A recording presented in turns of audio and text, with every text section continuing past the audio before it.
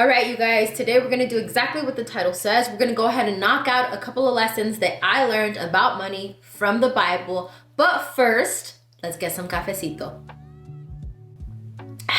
All right, the very first money lesson that I'm gonna talk about that I learned from the Bible is work hard for your money. Oftentimes, people don't wanna work hard to create residual income. They don't wanna work hard to create generational wealth. If you're sitting on your butt hoping that money's gonna come to you, that's just not how life works. A lot of my favorite lessons come from the book of Proverbs, but I'm gonna go ahead and share two with you guys that tell us that we need to work hard to create wealth. The first is Proverbs 10:4. Lazy people are soon poor, hard workers get rich. Second Proverbs is Proverbs 21:25, and it tells us, despite their desires, the lazy will come to ruin, for their hands refuse to work. So this is literally down to the nitty-gritty. If you want to build generational wealth, if you want to get rich, you have to work hard for it. Stop trying and spending all of your money on hitting the big lottery ticket, because the chances of you hitting that lottery ticket are very slim to zero. Steve Harvey is a prime example of this. I love a lot of his opinions on money and a lot of his advice. He basically talked about how he lived in his car and worked multiple jobs. Do not be afraid to work hard to create wealth. With that being said, let's go ahead and drop into lesson number 2, and that is basically saying work hard for your money and then save on your money. Get rich quick schemes are trash. In Proverbs 13:11, it states, wealth from get rich quick schemes quickly disappears. Wealth from hard work grows over time. Don't go around spending all your money on a lottery ticket that you most likely will not win. Work hard to build generational wealth. Stop trying to get rich quickly, because the chances of you getting rich quickly are slim to none. After we realize we don't need to be going crazy trying to get rich, we need to basically work really hard and sit on our money. We then have to come to lesson number 3. We have to be content with what we have. The first book of Timothy, chapter 6, verse 7 through 8 tells us, after all, we brought nothing with us when we came to this earth, and we can't take anything with us when we leave. So if we have enough food, water, and clothing, let us be content. I get it. We want a bunch of fancy things. We want the bigger house. We want the nice shoes. We want the newer car. We want to put our kids in sports. We want to go on vacation.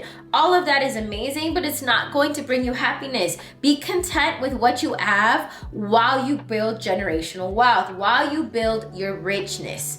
Be content with the fact that you have clothes. Be content with the fact that you have food in your fridge. Be content with the vehicle that works. Stop trying to level up right away, because when we level up too quickly, we no longer are content with the things that we have. That brings me to lesson number 4. Life and love are more important than richness, more important than money. My brother told me a story about how Dave Chappelle went to his dad, and his dad would always give him advice and tell him, hey, think of a number that you think would make you feel rich. And once you reach that number, be content and be okay with it. The Bible tells us in Proverbs 23:4, don't wear yourself out trying to get rich. Be wise enough to know when to quit. This is literally every lesson on money out there that most books tell you. Find a number that you're content with it and be content with it. The Psychology Money, which I'll go ahead and link up here, discusses this lesson with us. Be okay with what you have. Be content. Find a number that's going to make you feel rich and be okay with having and reaching that number, because once you reach that number, if you want to keep going and keep going and keep going, your life is never going to end. You're going to be forever stuck in the rat race of trying to make it to the top, when all along you've been at the top the second that you reach that number that you wanted to reach. Lesson number 5, and my favorite thing to tell people, knowledge is power. Learn about money. Learn about how to invest in money. Learn about how to buy homes. If you're watching this channel, welcome. Welcome to the Knowledge is Power Kingdom. Because we know that when we learn, we gain knowledge, and learning is knowledge, which in turn is power. Proverbs 23:12 tells us, commit yourself to instruction. Listen carefully to the words of knowledge. The Bible tells us right there, keep learning. Learn about as much as you can when it comes to money. Learn about the stock market. Learn about investing in real estate. Learn about savings accounts that'll yield you interest and give you interest instead of credit cards that'll charge you interest. Find things that'll help you get wealthy. Find things that you can invest in. But while you're growing in richness, make sure that you continue to be a lifelong learner, because that's extremely important. As you pick up knowledge on money, you'll learn the most important thing that you need to do with your money, and that's budget. In Proverbs 21:20, it states, "The wise have wealth and luxury, but fools spend whatever they get." This right here is very important to learn. The wise save, fools spend. You gotta decide today, do you wanna be wise with your money, or do you wanna be a fool with your money? If you wanna continue to be a fool, all right, don't sit down and create a budget. Don't sit down and tell your money where it's gonna go. Keep spending and spending and spending and never create generational wealth. Wow, I literally had a total epiphany today, and I kind of am beating myself up while I'm filming this, because this is proof, literally, this is proof that sometimes when you read the Bible, it talks to you, God talks to you.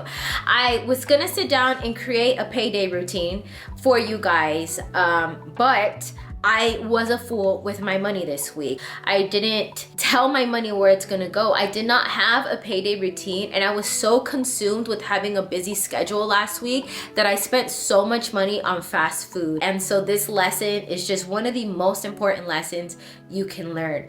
Budget, you guys. Budget, budget, budget, budget. Be wise and create wealth.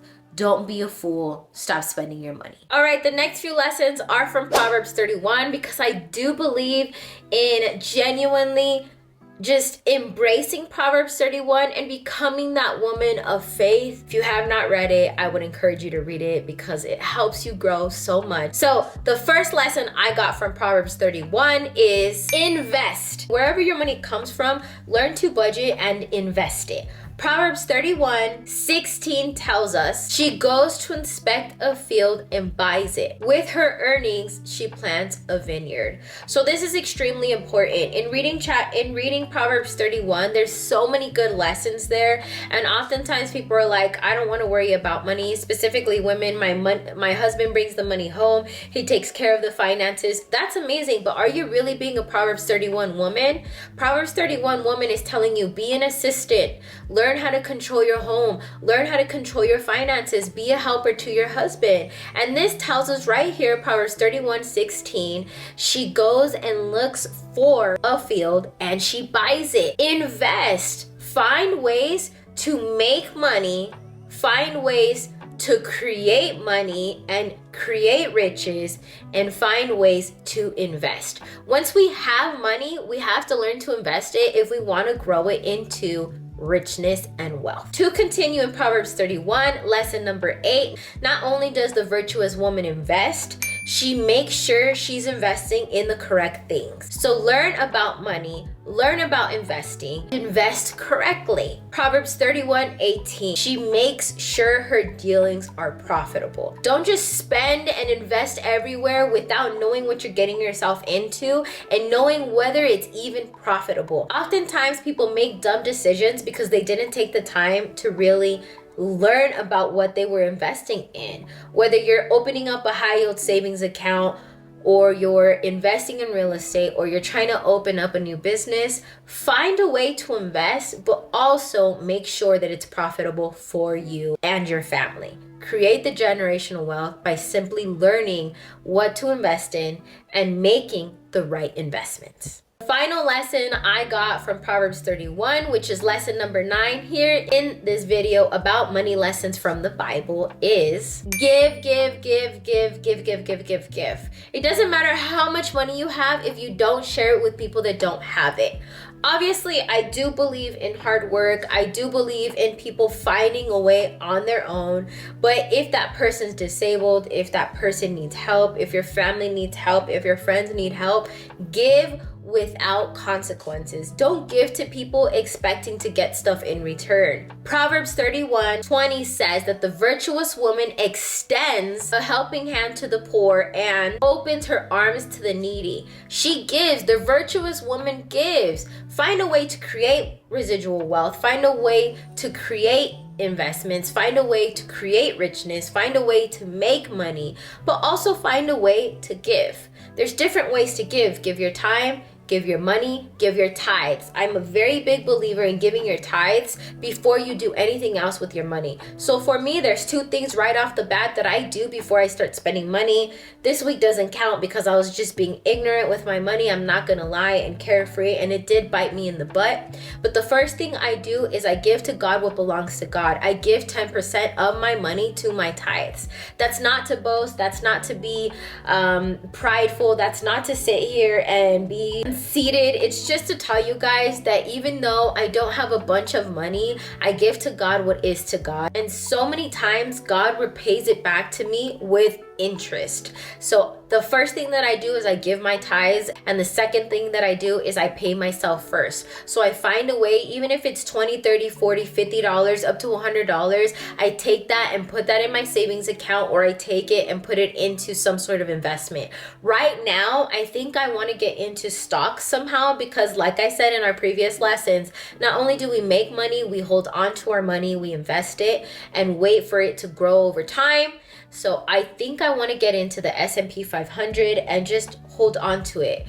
Over the years and over history, it shows about a 10% high yield interest rate that you get in return. So I think I want to go ahead and do that. So lately what I've been doing is I've paid myself first by depositing $50 from my check into my Robinhood app. And from there, once I make about $400, I'm going to buy my first stock of the S&P 500. But before I even pay myself first, I do what I say and I give. I give to God what is to God. I tithe. And if I give to anybody else, I give with my heart, because I know that the virtuous woman gives. I used to carry like loose change. I would break a 20 and just put it in my glove compartment and just give. Oftentimes we're so tainted, our hearts are so tainted that we're like, dang, that homeless person is just gonna spend this money on beer, or dang, that homeless person is just gonna not care, they don't want to work. So what? Give, man. That person is struggling. If we want to sit here and tell them that they should get jobs and work hard, I get it. I understand. I know it's hard. I'm working. They should work too. But there's reasons why people get into the situations that they're in. And even if it's $1, give what you can give to people that are less fortunate than you. That brings me to my final lesson, and the most important one of all. You want to honor God with your wealth. Always honor God in the process of creating wealth, in the process of becoming rich, in the process of gaining richness. Proverbs 3:9 states, honor the Lord with your wealth and with the best part of everything that you produce. Now, what does this mean? It goes back to tithing. Make sure you give to God what is to God, but it also goes back to really make right decisions on how you're going to make money. So in everything that you do on your journey to create residual income, on your journey to create generational wealth, on your journey of richness, make sure that you're honoring God. And the simplest way to honor God is by simply asking yourself, in having this deal close, am I really honoring God with the way that I consumed and got to my richness? If the answer is no, then maybe you just shouldn't do that deal. Honor God in everything that you do by giving your tithes, by giving to the needy, and by making sure that the way that you make your money is morally right to God. All right, you guys, thank you so much for being here today. I hope these money lessons from the Bible helped you get through your day, helped you in your generational wealth journey, helped you in your budgeting journey, and helped you overall in life. If you like videos like this, go ahead and like, comment, and subscribe. Thank you guys so much for being here. And as usual, I love you. I'll see you guys soon. Okay, bye.